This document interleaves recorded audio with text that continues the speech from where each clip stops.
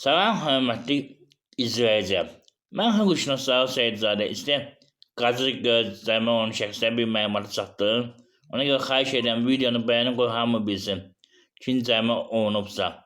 Deməli, məsələ başındadır, hörmətli izləyicilər. Qaz idarəsi vətəndaşları 10.000, 15.000 cərimə edir ki, siz qaz xəttinə müdaxilə eləmişsiniz, cərimə olmalısınız. Mən iki məlumatı nəzərə çatdırıram. Birincisi, əgər vətəndaş qaz sərvəzinə müdaxilə etmişsə, cərimə oluna bilməz. Yəni, belə deyək də, həmin qaz sərvəzinizin plombu üzərindən qoparılmışsa və ya belə deyək, şuran və digər boru xəttinə ayrıca qaz xətti çəkilmişsə, cərimə oluna bilməz. O halda ki, əgər sərvəz özü texniki səbəbdən düzgün işləmirsə. Birinci səbəb bu. Bir məsələni qeyd edin. Vətəndaş əgər razıdırsa onun yazılan cərimənə məhkəməyə müraciət edirsə, o halda məhkəməyə bir dənə ərizə verməli ki, müqəddəri proses gedənə qədər, məhkəmə prosesi gedənə qədər, yəni qaz xətti kəsilməsin. Məhkəmənin qərardatı olmalıdır bu barədə. O halda qaz xətti kəsə bilməz, siz də nüvəsəndə bilirsiniz. Belə deyək, rayon məhkəməsində, birinci instansiya, apellyasiyada və ali məhkəmədə nüvəsəndə bilirsiniz, o vaxta qədər borcunuzu ödəyə bilirsiniz. Və ya, belə deyin də, hörmətli izləyici, məhkəmə qərar çıxartır ki, siz təqsirkarsınız, ödəməlisiniz. O halda nə etmək lazımdır, onu da qeyd edim. Vətəndaş əgər işləyirsə və ya pensiya alırsa, müavinət alırsa, onun pensiya belə deyək, kartından, əmək haqqı kartından, müavinət aldığı kartdan tutula bilər. Bir şərtlə ki, həmin məbləğ əmək haqqının, pensiyanın 50%-ni keçməsin. Ondan aşağı ola bilər. 25% ola bilər, 30% ola bilər. Onu məhkəmə icraçısı təyin edib. Nəzərə almaq lazımdır. Eyni zamanda vətəndaşın haqqı var ki, əgər məhkəmə iddia versin ki, yaranmış borcu hissə ödəməsi barədə təklif üyəsi və belə ki, məsəl üçün, ayda 100 manat ödəmək imkanı var. Məhkəmə də bu barədə qərar çıxarda bilər. Əgər yox, məhkəmə qərar çıxardımsa, o halda məhkəmə icrasının öhdəliyinə qalır ki, yəni həmin məbləği hissə tutsun. Amma ehtiyatda olmaq lazımdır.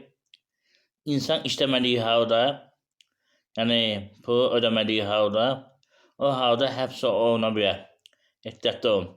Borca görə yox, qanunverici Avropa Məhkəməsinin qərarı əsasında icazə vermir ki, borca görə kimsə həbs eləsinlər. Amma burada məsələ nədir? Məhkəmə qərarının icra eləmədiyinə görə qərarlı şəkildə inzibati həbs və cinayət məsuliyyəti yaranır. Ona görə ehtiyatlı olun. Əsas məsələlərdən biridir. Yəni, belə deyək, hüquqi cəhətdən deyirlər ki, məhkəmə qərarını icra eləmədiniz. Yəni, məhkəmə hörmətsiz kimi qiymətləndirir də, belə deyək. Onu nəzərə almaq lazımdır. Ümumiyyətlə, onu qeyd edin ki, mən məsləhət görürəm ki, tək qaz borcuna görə yox, digər borclar da ola bilər. İşıq borcu ola bilər, su borcu ola bilər, amid borcu ola bilər.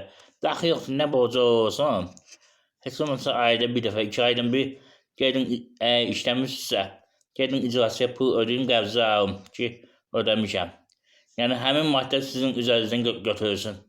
Əks halda deyəcək qərzli şəkildə ödəmişsiniz. Nəzərə almaq lazımdır. O problem yaradır. Həbsdə ola bilirsiniz. Üzərinizə məhdudiyyət də qoya bilər ki, ölkədən bayaq çıxmayasınız və digər sanksiyalar da ola bilər. Ona görə ehtiyatda olun. Bir daha qeyd edirəm ki, bu tək qazlara görə yox, digər borclara da aiddir. Bu kredit borcu da ola bilər, hansısa bir vətəndaşa borc da ola bilər.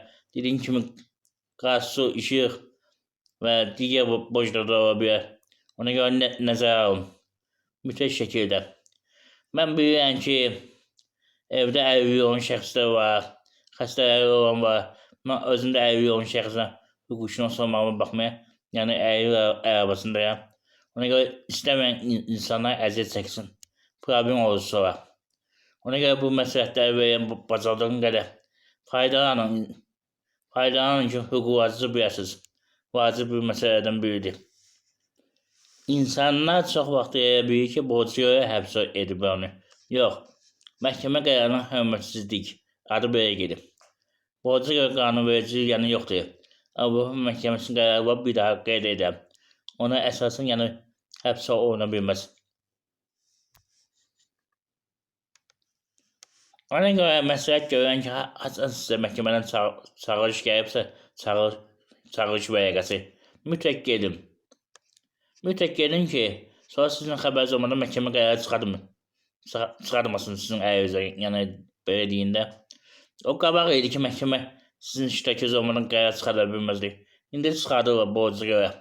Ona görə nəzərə alın. İstənilən borca görə qərar çıxarda bilər məhkəmə. Birinci növbədə sizə belə deyək, hansı borc olsun, üzərinizə məhdudiyyət qoyarlar ki, o ölkədən bayaq çıxmayasınız. Sonra növbəti və əmlakınız varsa, onun müsaade olması, hər özü çıxardılması barədə qərar qəbul edə bilər. Nəzərə alın.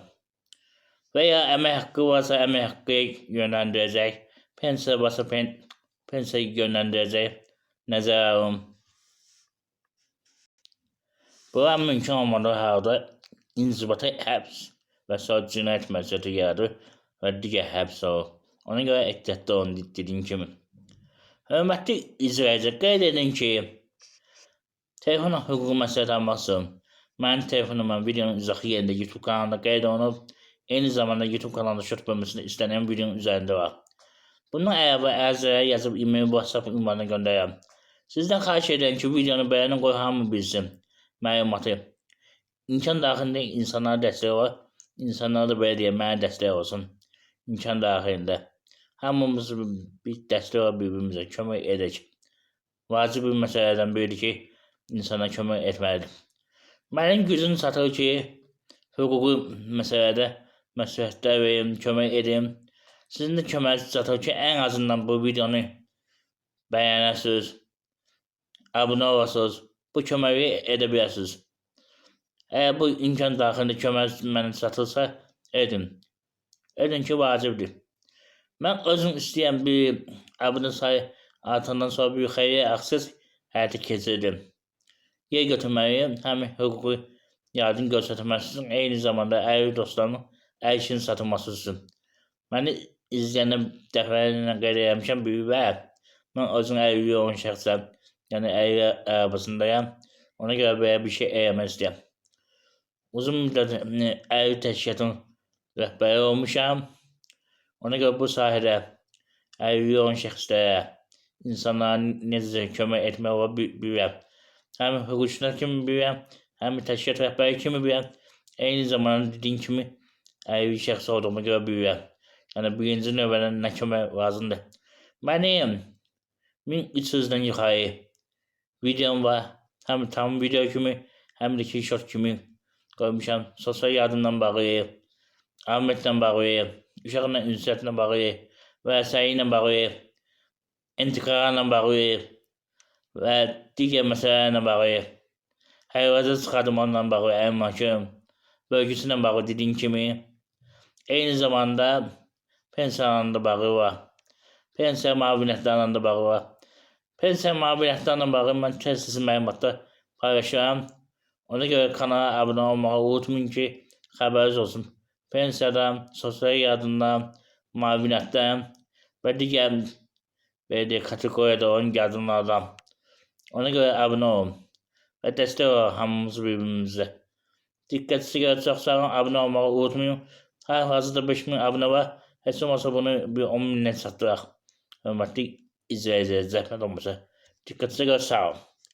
Sağ olun.